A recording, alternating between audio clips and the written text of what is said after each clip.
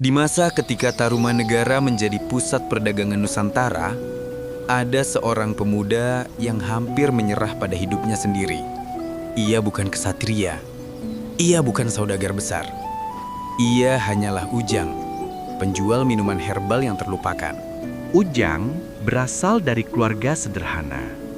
Ayahnya seorang pramu herbal yang terkenal jujur. Tapi setelah ayahnya wafat, Ujang berjuang sendirian menjaga usaha kecil itu. Di pasar yang dikuasai saudagar besar, reputasi kecil seperti Ujang tidak berarti apa-apa. Suatu hari, Ujang melihat Ki Dharma, pedagang tua yang dagangannya selalu habis.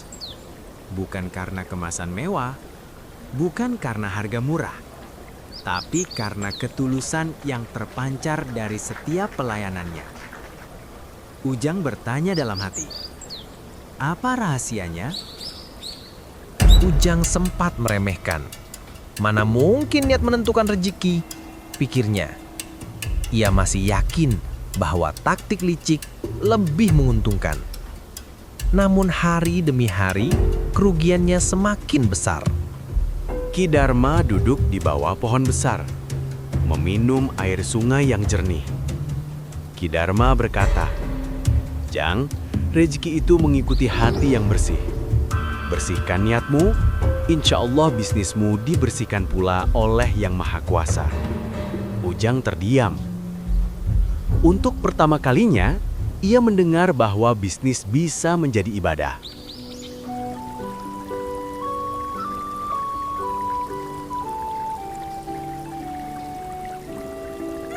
Ujang bangun sebelum fajar, menyiapkan ramuan dengan hati-hati, berdoa sebelum meracik, menakar bahan dengan jujur, menyapa pelanggan dengan tulus, menjaga kebersihan gerainya. Setiap langkah ia niatkan sebagai ibadah.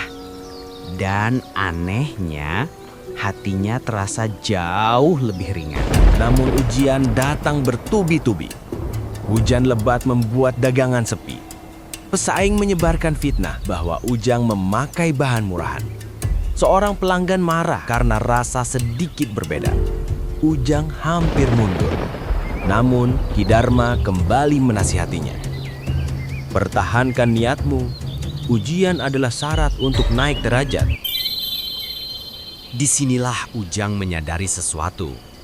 Selama ini, ia sibuk mengejar angka.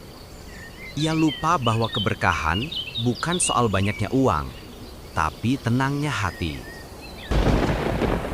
Di saat krisis terjadi, supplier menawarkan bahan herbal oplosan yang bisa membuat Ujang untung besar. Ujang menjadi bimbang. Jika diterima, ia bisa cepat kaya. Jika ditolak, ia tetap jadi pedagang kecil. Tapi Ujang memilih yakin pada niatnya. Kalau harus untung besar, biar untung besar itu dengan cara yang bersih. Keputusan itu menjadi titik balik hidupnya. Lihat sekeliling, betapa indahnya dunia ini. Jalanku mungkin belum selesai, tapi hatiku mantap. Aku tahu kemana aku melangkah. Suasana pasar mulai ramai. Pembeli berdatangan ke gerai Ujang. Pekerja pelabuhan, prajurit kerajaan, bahkan pedagang asing mulai mencari minuman herbalnya. Komentar mereka semua positif pada Ujang. Rasanya kuat. Beda banget seperti yang lain. Entah kenapa minuman Ujang sangat mujarab bikin badan menjadi segar. Nama Ujang pun mulai dikenal. Dan herbalnya laris di pasaran. Ujang mulai membukukan resep, memperbaiki sistem produksi, melatih 2 orang anak muda untuk meracik dengan standar yang sama. Ia mulai dikenal bukan hanya sebagai pedagang, tapi sebagai orang yang amanah. Suatu hari, rombongan saudagar kerajaan datang. Pejabat Istana Tarumanegara mencicipi minuman Ujang dan terkejut dengan kualitasnya. Minuman Ujang diangkat sebagai ramuan resmi untuk pekerja bendungan yang sedang dibangun oleh Raja Purnawarman. Ini membuat usaha Ujang melonjak berkali lipat. Pesaing yang dulu memonopoli pasar mulai tergeser. Saat ini Ujang kini memiliki beberapa gerai kecil di sepanjang Sungai Citarum. Ujang menjadi penguasa pasar minuman herbal di wilayahnya. Namun bukan karena ambisi, melainkan karena kejujuran, niat ibadah, dan kualitas yang tidak berubah.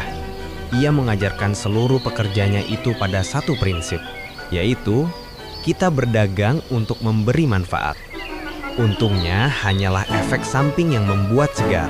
Ujang kini disegani, bukan hanya karena bisnisnya berkembang, tapi karena hatinya besar. Jika kamu sedang mengurus bisnis, mungkin ini saatnya kembali meluruskan niat. Karena ketika hati bersih, insya Allah rezeki jadi mudah.